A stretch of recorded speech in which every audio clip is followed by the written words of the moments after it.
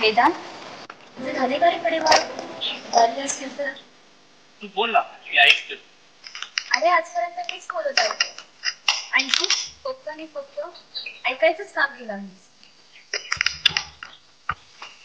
साक्षी, आजपर्यंत तू बोलत आलेस आणि मी ऐकत आले, पण आज मी बोलणार. माझं बोलणं थोडंसं विचित्र वाटेल, पण आपल्या भविष्याचे चित्र असेल. म्हणजे मी समजले नाही. गेले कित्येक वर्ष आपण एकमेकांवर जीवापाड प्रेम करतो, पण पुढे काय? पुढे काय म्हणजे आपलं लग्न. तुला काय वाटतं, तुझे पप्पा आपल्या लग्नासाठी राजी होतील? ऑफकोर्स. ते तुझा भ्रम आहे. अरे वेदांत, साक्षी, तुझं घरानं होतं, माझं घरानं होतं.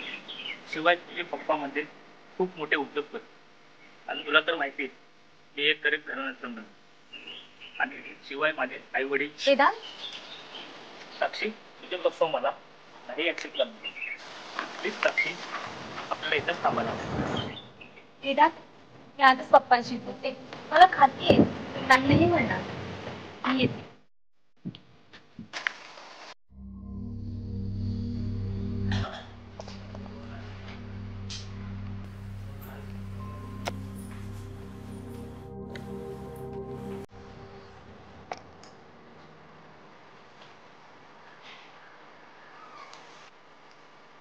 साक्षी बेटा, कसं काय चाललंय तुझं कॉलेज?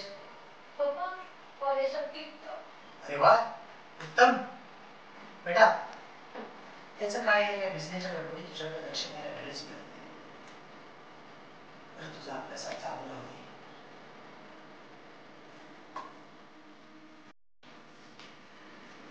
मला तुमच्याजवळ काहीतरी बोलायचं होतं. हा, बोल ना बेटा, बोल.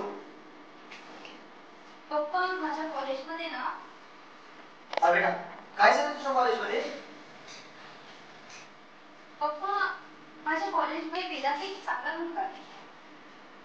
Very good. कशामध्ये? बेटा त्याचं काय, काही मुलं पढाई में कम मगर लढाई में ज्यादा, असं तर नाही ना? पप्पा, तसं नाही. तो अभ्यासात तर आहेच, शिवाय स्पोर्ट्स मध्ये पण हुशार आहे. अरे वा, व्हेरी गुड. असतं एखादा ऑलराऊंडर. पप्पा, वेदांत मला खूप आवडतो. माझं खूप प्रेम आहे त्याच्यावर. मला लग्न सुद्धा करायचं त्याच्यावर. काय? तुझं प्रेम आहे त्याच्यावर आणि तो तुला खूप आवडतो आणि लग्नही का करायचं तू? हे असे निकाल आपल्यासाठी कॉलेजमध्ये जात होतीस? पप्पा, ऐकून तर घ्या मला. एक शब्द बोलू नकोस. अगं लग्न स्वतः ठरवलंस आणि हा बाप जिवंत असताना. पप्पा, खरंच वेदांत खूप चांगला मुलगा आहे. साक्षी, तुझी निवड ही माझी निवड असायलाच पाहिजे असं काही नाही, पण माझी निवड ही तुझी निवड असायला पाहिजे, कारण मी तुझा बाप आहे. बाप. पप्पा, पण माझी निवड योग्य आहे. माझं ऐका तरी.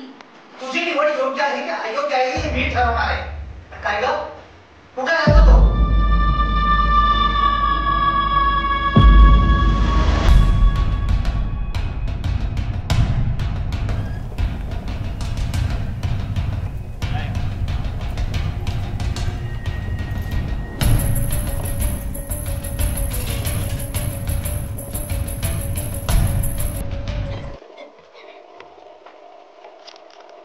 वेदांत, तुला माहित नाही, मी असल्या भांड्या कुंड्यातलं पाणी पित नाही.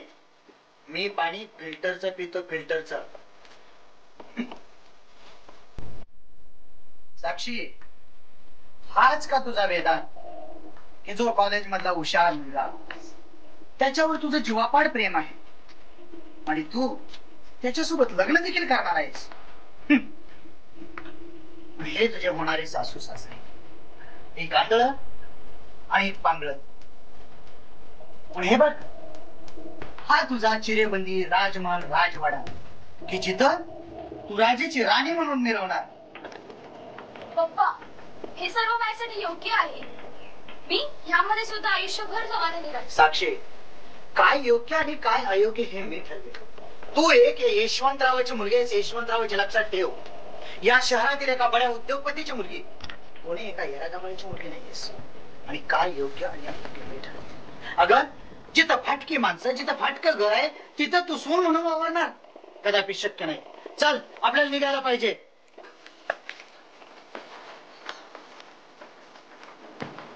वेदा, माझ्याजवळ एक ऑप्शन आहे. तुझा आणि साक्षीचं लग्न मी धडाक्यात लावून दे.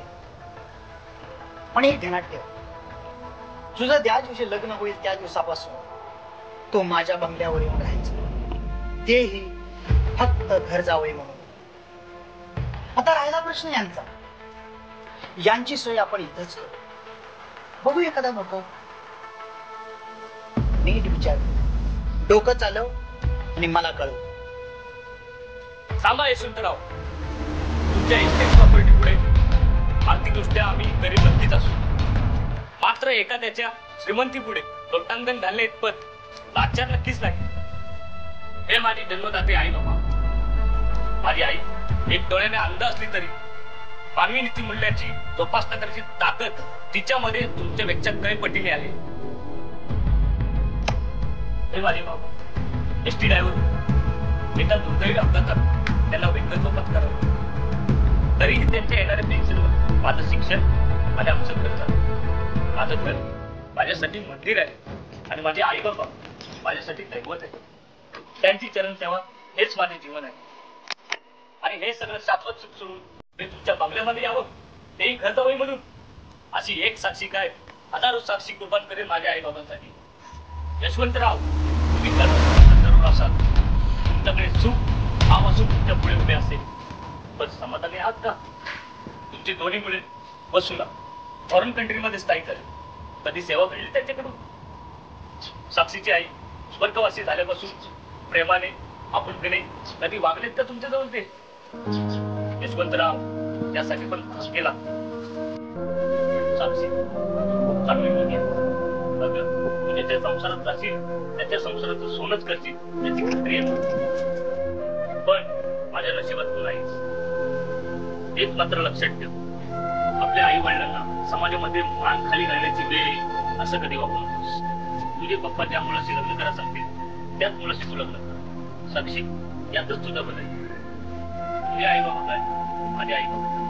आई बाबा हे आई बाबा, आणि तेच आपल्या मुला मुलींसाठी भावी जोडीदार शोधण्यासाठी सक्षम असतात.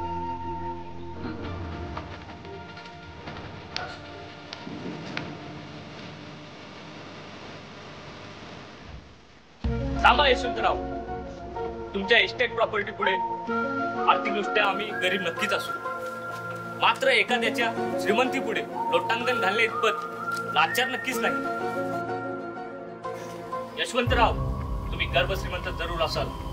तुमच्याकडे सुख आवासून तुमच्या पुढे उभे असेल, पण समाधानी आहात का?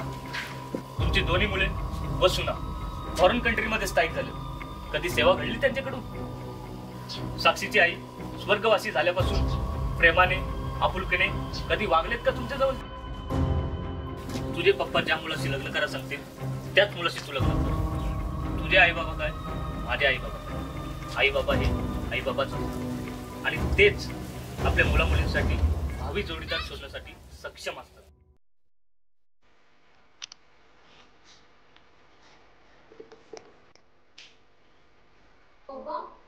आज माझ्या मैत्रिणीचा वाढदिवस आहे, तर मी तिच्या घरी जाते आणि मग ती म्हणून मी कॉलेजला जाते.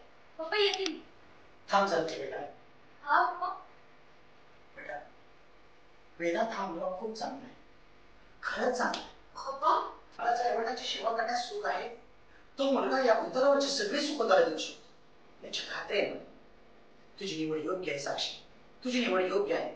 चल, आता चक्का आपल्याला वेदांच्या घरी जायला पाहिजे. चल साक्षी, चल चल बेटा, चल. तुझी निवड योग्य आहे बेटा, योग्य आहे.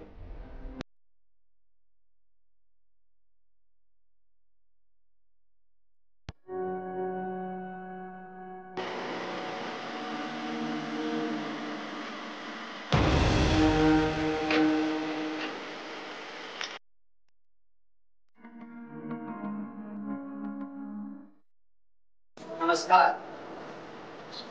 वेदांत, यापुढे तुझ्या आईवडिलांची सेवा तू एकट्यानं नाही करायची, कारण आता तुझ्या जोडीला साक्षी असणार.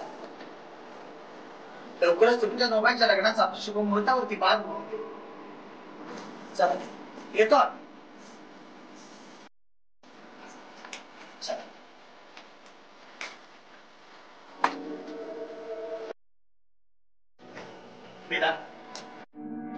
पाणी प्यायला मिळेल.